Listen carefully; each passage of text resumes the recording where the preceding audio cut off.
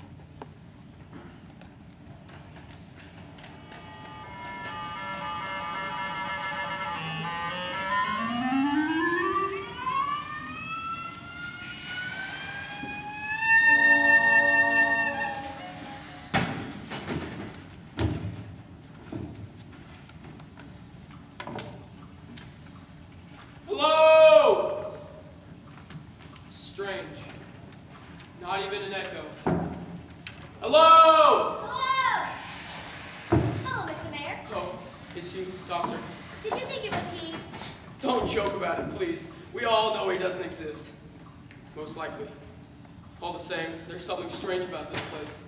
This is the spot where he appears, eh? This is where he's supposed to appear. It's nothing but a hallucination, of course. We all know that. If it's nothing but a hallucination, what made you choose this place for our meeting? I didn't. No. Who did? The inspector. Why? Do you feel a little nervous here? No, not a bit. This place is full of weeds. There are all sorts of malignant things quietly growing here. Hellebore and henbane and even mandrake. You think it's true what they say about the mandrake? With regards to constipation? With regards to ghosts? It's entirely possible. What does this ghost look like? Dwarfish, ugly, crooked? No. Tall, young, handsome. I'm beginning to think our colleagues are lost.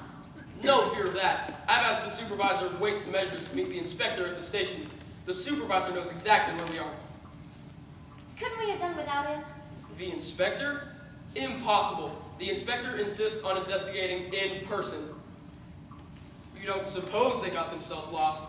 We might give them a shout. No, please don't shout. You can't tell who might answer. Now who could possibly answer besides the supervisor or the inspector? Hello? Hello? What's that? Is this it, Miss Isabel? No, that's a buttercup. Is this it? That's honeysuckle. Miss Isabel, what a start you gave us. Hello there, Mr. Mayor. Hello, Mr. Mayor. Are you on holiday, children? No, we're at school. And where is your teacher? The teacher is having a baby. Isabel is acting as substitute. Ah, and where is your classroom? This spring is our classroom. It's a trifle irregular, I suppose. What are you studying today, children? Botany! We're collecting all sorts of fascinating things. Monkshood and hellebore, and we're after the most interesting of all, the mandrake. This way, children. What a charming girl. Yes. Ah, the inspector. I understand perfectly. You demand proof. Perfectly reasonable. You want clear proof that the spirit world does not exist. Very well. Here I stand, entirely self-possessed. I stretch out my arm. Make me snap my fingers against my will, and I'll believe you as much as you like. Ready? 1, 2, 3. Pardon me. You have a cold, Inspector. It's the pollen. But there isn't any pollen. Yes, and that's all it amounts to, Mr. Mayor. I must tell you, in all seriousness, the administration considers your reports utterly ludicrous. Spirits don't exist. Consequently, they don't haunt towns. Not in my district. They haunt this town. And just how are you haunted in this town? We are haunted by an occult presence, clearly bent on sapping the foundations of civilized society. Really? And by what means is this power bent on sapping the foundations of a civilized society? We don't know the means, but we know the result. Take, for example, in the civic lottery last Sunday, for the first time in history, the grand cash prize was won by the neediest couple in town, and not as always to the millionaire. The motorcycle was won by the young captain of the football team, and not as always to the Mother Superior of the convent. On Wednesday, 2 people were run over by a motor truck. But not as you might expect, the youngest and healthiest of our citizens, but the oldest and most decrepit, who happened to also be the stingiest and most venomous. Do you see what is happening? For the first time in the memory of man, fortune is displaying some intelligence. And how long has this been going on? Since the ghost first appeared. May we come in, Mr. Mayor? Come in, please. These ladies, Inspector, have a disclosure to make. Inspector, it is my duty first off to inform you that my sister, Leonide, is a little hard of hearing. What'd you say? You're a little hard of hearing! Thank you. I don't need to be reminded. But Leonide, since you insist on my being everything... You don't have to repeat what I already know. The inspector! Ladies! I am told that you're informed of everything that goes on in the community. We are co-chairman of the Ladies' Aid. And what, may I ask, is the current topic of discussion at the Ladies' Aid? Why, naturally, the ghost. Do you believe this ghost exists? I do. Have you ever seen it? I have seen people who have seen it. And according to these people, what's the ghost look like? A bed sheet on a broom. The ghost is a pale young man dressed in black. He wears no hat. He's seen just at nightfall and always here near the edge of the lake. Have there been any other phantoms prowling about the neighborhood? Never. Never before. The cry! Aha! Now we get to the cry. It was a shooting. All we know about him is that he arrived on the night train and came directly to where his wife and his friend were. Did anyone see his face? No, but the station master positively identified his hat. So, after shooting his wife and his friend, he simply vanished. Except for his hat. He didn't vanish at all. He's right there in the lake. What makes you so certain he drowned himself? His hat was found at the water's edge. But the body was not found. The lake is deep. All the roads were watched, and the countryside was combed for weeks. Is that what you think? It is our opinion that the drowned man has come back in the form of a ghost. So you believe that the scandalous behavior reported in the community is all due to this ghost? Oh, no, Inspector. We know who's at the bottom of that. You do. Miss Isabel.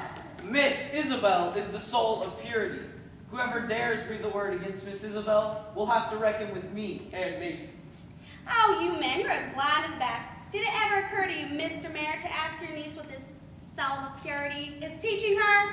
What is she teaching her? That's not for me to say. Leonard! The time has come. Tell these men what you know. But I know. But actually, I know everything. I have her diary. Her diary? When did you get it? Her diary. Where did you get it? You know perfectly well where I got it. You picked it up in the street and handed it to me. You had the impudence to read it? You had the impudence to read it? Who asked for your opinion? I had to look it over, naturally, see whose it was. Here. Take it. Open it anywhere, and you will soon see what this angelic spell is doing right under your nose. What's he saying? It's you that's talking! Mr. Supervisor, be so just to ask this young lady tortured once with her class. I could have sworn there's a woman at the bottom of this. We better go. Come, Leonard! Thank you, ladies. You wish to see me, Inspector? I received very strange reports, miss, concerning your methods of instruction. I don't understand. I shall have to examine your class. Please ask them to come in. Why are they giggling? They can't come in. You'll have to come out. These open-air classes are ridiculous. Now, what is it? There's a caterpillar on your collar. There is. Oh, please don't kill it. It's a Colada azurea.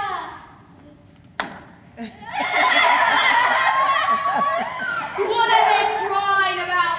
You killed the Colada azurea. And suppose the thrush had gobbled up. You'd think that'd be wonderful, I suppose. It's natural for a thrush to eat it. Are you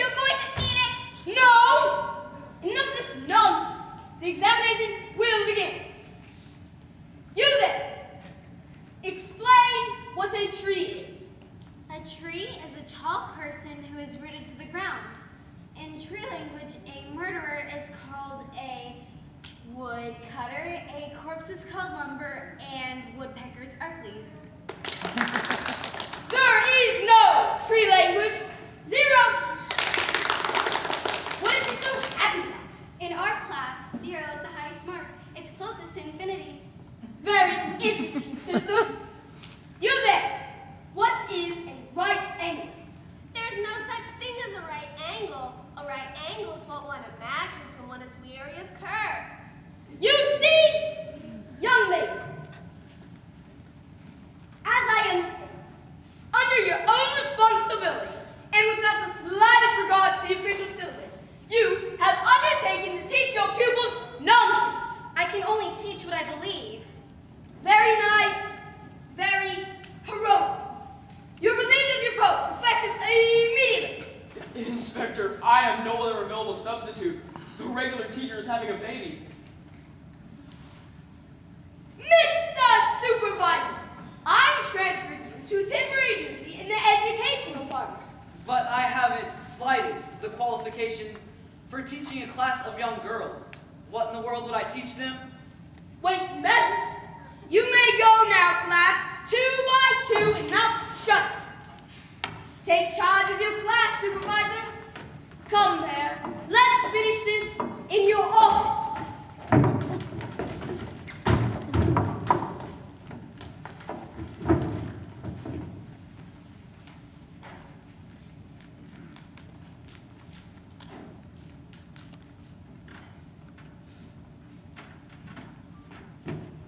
Oh, forgive me. Did I hurt you? I am a little sensitive to light, but now it is only moonlight. You do hear the words of the living. I hear your words. I wanted so much to talk with you. About what? About life. About your friends. The spirits. Will you teach me? What is your name? What difference does it make? You seem so serious. Do you have to be? I'm sure they smile sometimes. Who? The dead. Why would they smile? But surely when something funny happens in the other world, Something funny in the other world? or something touching, or surprising, aren't there comic spirits? Aren't there clumsy spirits? Don't you ever joke sometimes, or slip, or stumble? The dead are extremely agile. They never stumble. They never smile. But here's what puzzles me the most of all. How can the spirits, refined and free of flesh, be so silly as to believe in death? You expect the dead to believe in life? At least in the life of a spirit. If only they would give us, those of us who are trying, of course, their support, their attention. What marvelous lives we could lead in both our worlds. Do you think it would be hard to get them to help us? Perhaps they're waiting for you. I'm coming as fast as I can. What I'm able to do, I must do now, while I'm alive. And just what is it you wish to do? Dear Ghost, I've always dreamed of doing something really wonderful for humanity. Really? You see, we are afraid to live because we are afraid to die. The dead have died. They know the magnitude and meaning of life. How easy it would be for them to teach us to live not like clods, but like spirits. Oh, if only there could be found a young spirit, a spirit with energy and imagination. How easy it would be for us, he and I, together, to rouse others to sense of adventure. The dead are not adventurous. They could be. The dead are dead. Death is nothing but a state of mind. Tell me, what happens when you die? The very first thing? First, tell me your name. What possible interest is my name? It's no different from anyone else's. Where do you live? In the town. Now tell me. Well, the moment one dies, Yes. We're quite alone. Go on. Where is he? Where are you? Isabel! My name is Isabel!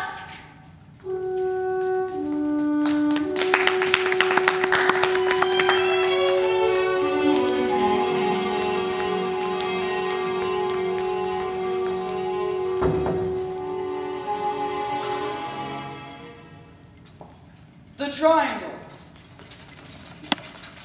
The clock. Hello, children. Playing in the woods again? No, they're playing in the sky. Doctor, be careful. You're streaking across the southern sky like a comet. Sit down here. What's going on here? Astronomy. Daisy, where is the furnace? Just under the doctor's foot. Viola, jump from the triangle to the telescope. That's quite a jump, you know. It's 30 million billion miles. Take 2 jumps. In the meantime, they're all in love with the ghost. And so is Isabel. Lucy, that's naughty. You shall be punished. From now on, you're a dead star. Put your lie down. Well? It takes 2 million years for a star to die. It only takes us 2 seconds. Out with you. Besides, it's time for recess. Vanish. You find Isabel rather interesting, don't you? Everyone finds Isabel interesting. Even the inspector. Oh? The inspector is getting a daily report of all her activities. What if he is? There's no law against being friendly with ghosts. To be friendly with ghosts is to be ghostly. It's irregular. People are gossiping. Besides, you don't think this ghost of hers is a ghost. I think he soon will be. I don't follow. I am under the distinct impression that we are about to witness the birth of a phantom. A real phantom. There certainly is something queer going on. Yes, our town is enchanted. It is in that strange state when every dream comes true and every wish is granted. Doctor, while this lasts, we mustn't let Isabel on our sight. For a moment, this is no joke. You're right. Nature never jokes. I've called this meeting for a very definite purpose. You know as well as I that matters here, going from bad to worse. Don't tell us, Inspector, that you're beginning to notice some supernatural influence? Supernatural fiddle-faddle. It is quite clear to me that there is a movement on foot here to undermine the basis of established government.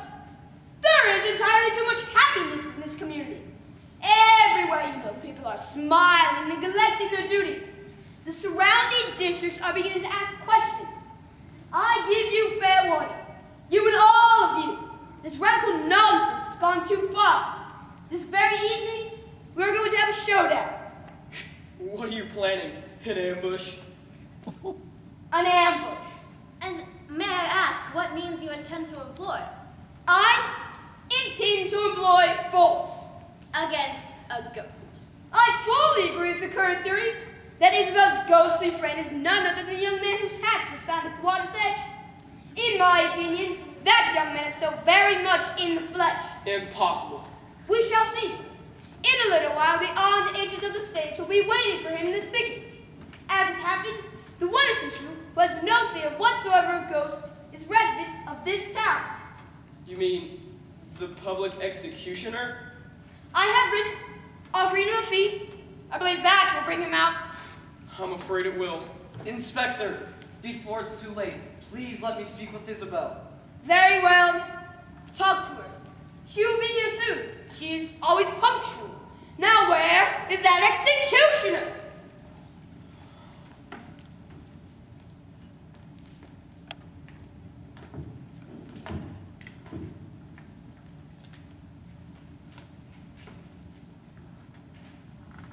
How lightly your foot falls, Miss Isabel.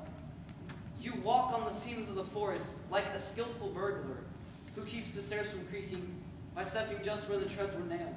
Have a gift for expression, Mr. Supervisor. I speak well when I have something to say. Not that I always say what I mean. It's always something else by the time it comes out. I have been meaning to compliment you on the stand you have taken on the question of Mrs. Lambert. When I speak of Mrs. Lambert, you know, I am not speaking of Mrs. Lambert. I know. You are defending our sex in general, which is very brave and gallant of you, especially since you know how the inspector hates us. Have you heard what that man is doing? I'm being watched day and night. I know. But why? The administration thinks your interests are abnormal. And in what way are my interests abnormal? Is it because I believe in spirits? To believe is one thing. To see ghosts is another. Do you see ghosts, Miss Isabel? So far, only one. Does he come near you? He never comes near me. He is too fragile. But you talk to him? Of course. Do you really think that's wise, Miss Isabel? Miss Isabel! One day you will hear a man, a living man, asking you to be his wife. What will you answer? That depends a little, doesn't it? If I understand you, Miss Isabel, you intend to continue your relations with this ghost, and others too, perhaps. Naturally. One likes to extend one's circle of acquaintance as far as possible.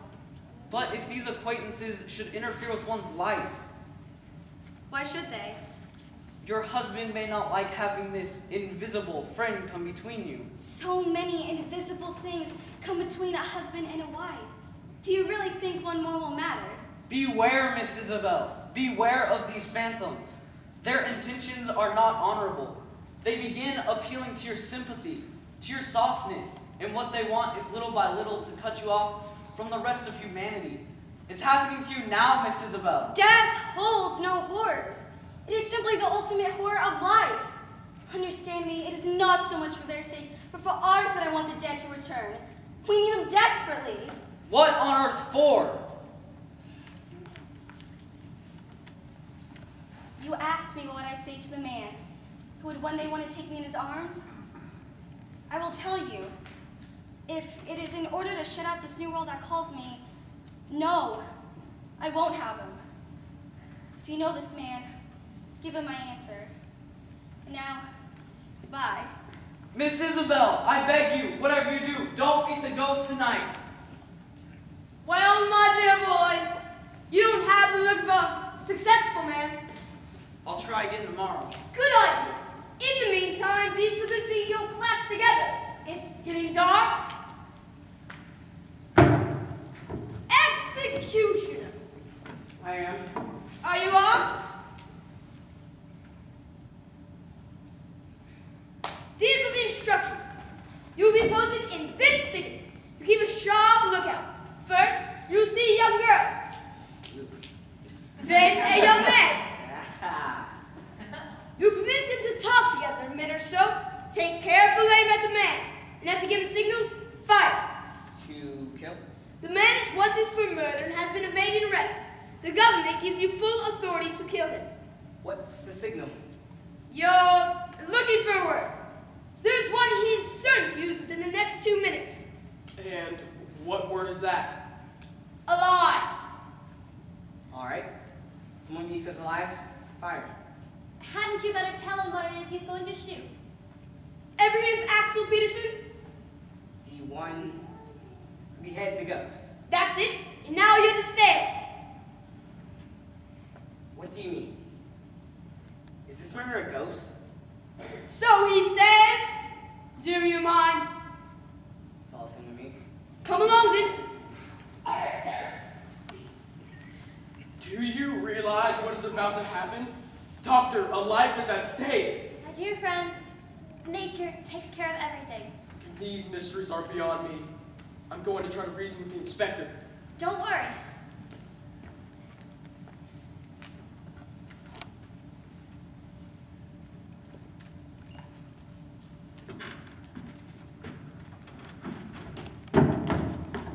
Did I keep you waiting? You forgive me. But you have come alone again. Couldn't you have brought someone with you, just this once? No. They must sleep very deeply, the dead. Will it always be like that? I'm afraid so. Then you think there's no hope at all? I'm afraid not. That can't be. What about you? Are you content to spend the rest of eternity haunting a lake? Perhaps it's all I'm good for. I won't let you say that. You know it's not true. Oh, why don't I just vanish? Because you can't. Caught you in my trap. Yes, I was caught. By you. your spirit, a spirit so generous and innocent that it could not harbor the faintest suspicion that all this while I might be deceiving you cruelly, that I am in fact no ghost at all, but very much what? very much alive.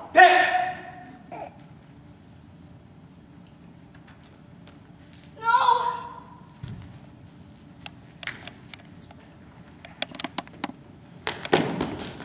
What's that? On the ground. Look and see. Poor chap. Is he dead? A make-believe ghost. My poor child. What have you done? You might thank him. With one shot, he rid society of a criminal, the girl of obsession, and the town of a ghost. Come, my little Isabel. This poor boy has paid his debt to society in full. Forgive us, Isabel.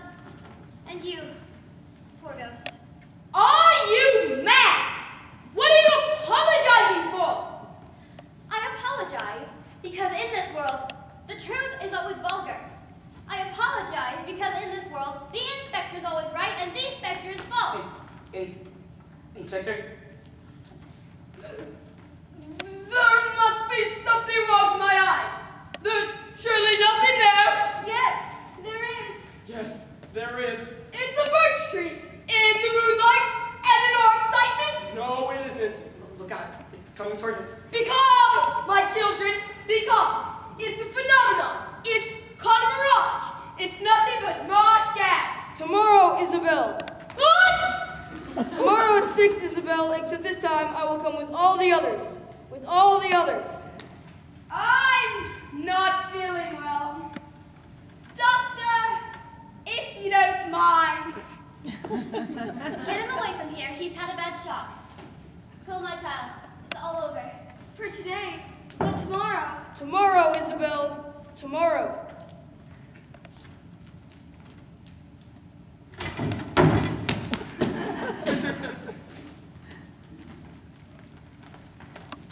We heard shots. Has something happened? Yes, something has happened. Your moment has come. Which one? The moment you must fight your rival for the one you love. I have a rival. The ghost? Listen carefully, my boy. What has happened tonight is something so important, so extraordinary, that it is impossible to exaggerate its significance. And yet, perhaps, it happens every day.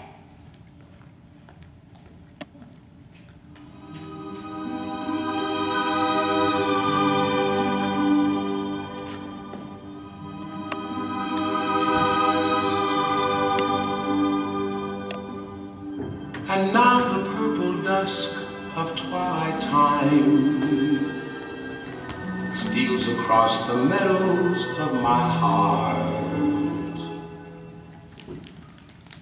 What time is it? 4:38. The ghost city compensates. There's just enough time to marry the fences. What if Isabel comes? She won't. I've had a town clock set back an hour. Furthermore, I'm posting Gilbride on watch. Gilbride! If you see anything come this way, report immediately. Do you mind telling me what we have come here to do? We have come here to exorcise a ghost. Me, with bell, book, and candle. Do you expect me to appear from one superstition to another?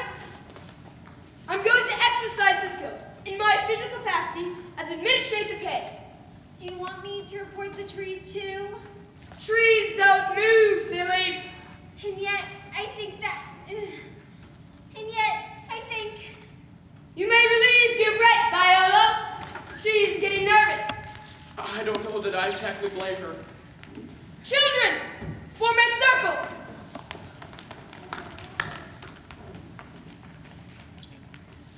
Spirits, ghosts, phantoms, powers of darkness, I address you in the name of humanity. Government defies the physical law. What? The ghost! The ghost! What? I'm terribly grateful.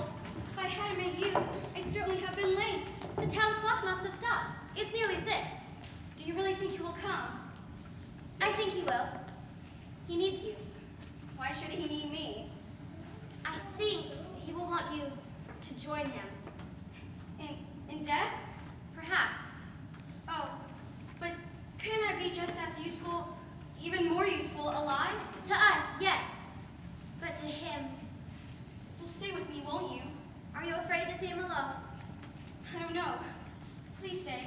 Please, if you wish.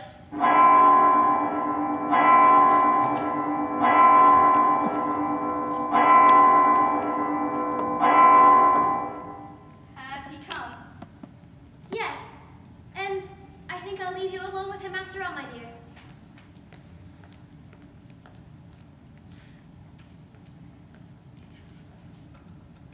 Not a word, if you please. I don't know what to say. Just listen. You look so grand.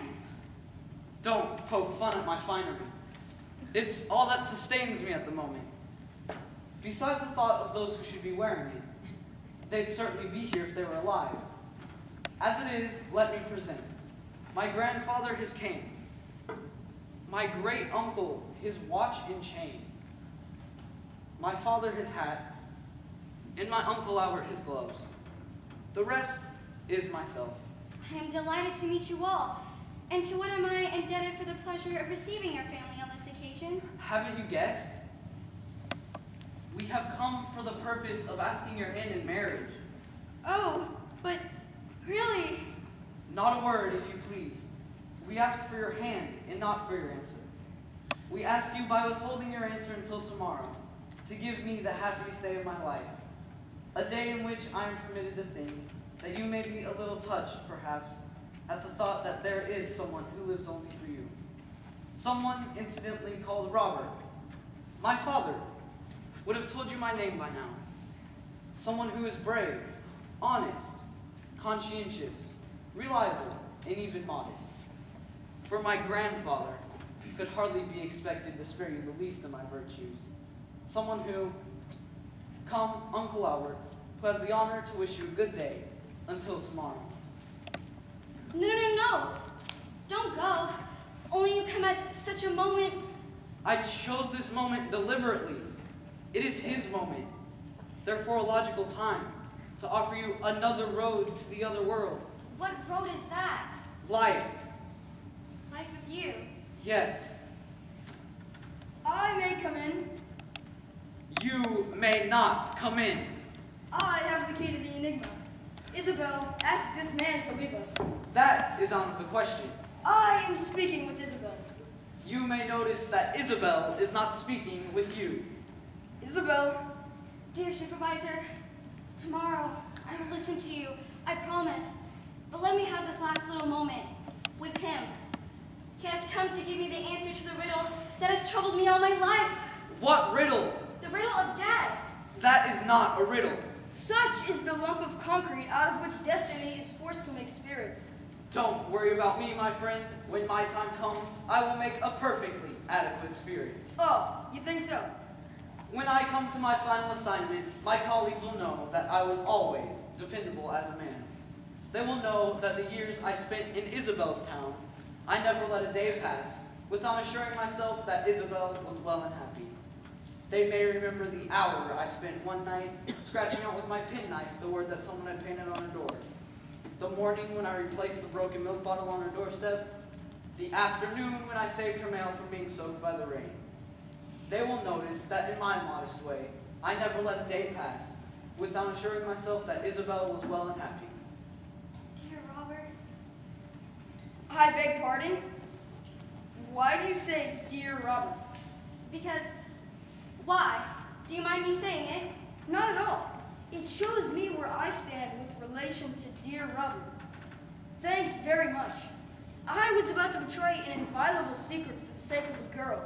Luckily, she betrayed me first. But how have I betrayed you? No, Isabel. Your supervisor is right. You belong not to us, but to him. Please tell me. I will tell you nothing. I will tell you not even the name of the little flower which carpets the fields of death, whose petals I shall bring someday to someone more fortunate than you. Take her in your arms now, supervisor. Please. Farewell, Isabel. Doctor, help, quick! What's happened? Has he come? He tried to take her with him, but she's still breathing. Her feet are cold. Her head is hot. He must have tried to drag her off by the feet. Rather clumsy of him. Her heart has stopped. Help, doctor! It's all right, I'm here. I brought the remedy. Doctor, she's dead. Don't worry. Is she alive? Is she alive? Not yet. Come in, children. We shall all have to work together. When I give the word, start reciting your lessons. Which lessons? Any lessons. Doctor? I hear she is as burnt as a cinder. The best thing to do is rub her nose with garlic. Never mind the garlic. You and your sister come in and start chattering. What did she say? To start chattering! Why should we chatter? We never chatter. That's it. Don't stop. Doctor, what's all this nonsense? Don't you understand? Isabel is neither drowned nor run over. Her body is in perfect condition, but her spirit has left it. In order to induce it to return, we must batter at the gates of death with the sounds of life. Wouldn't it be better if we gave her some adrenaline? We have to make life more real than death for her. We have to bring the sounds of life to bear in her spirit. Like a ray of sunshine, like a symphony. Like artificial respiration. And when she feels the tempo of living, And when she catches the rhythm, a word will touch her heart. and her heart will begin to beat. Bravo, children! And now you understand. Inspector, you will contribute at regular intervals. I can express the principles of truth and justice. That's it exactly. And you, I love you, Isabel. precisely. Please remember, this is a very difficult transition to manage. We must keep in time. Ready? Shoot lines of Isabel? Robert? She's saved! She's saved! Oh, Robert, life is so beautiful. Fellow citizens, the administration desires to thank you in the cooperation of one of the most unusual and difficult cases. Inspector, the lottery. What's wrong with the lottery? Guess who won the motorcycle? Who? The Mother Superior. Aha! And the grand cash prize? The millionaire! Mr. Mayor, my congratulations! In light democracy is working as usual. I restore your district to you in perfect order. The danger is past. And Isabel? Is saved. The interlude is over.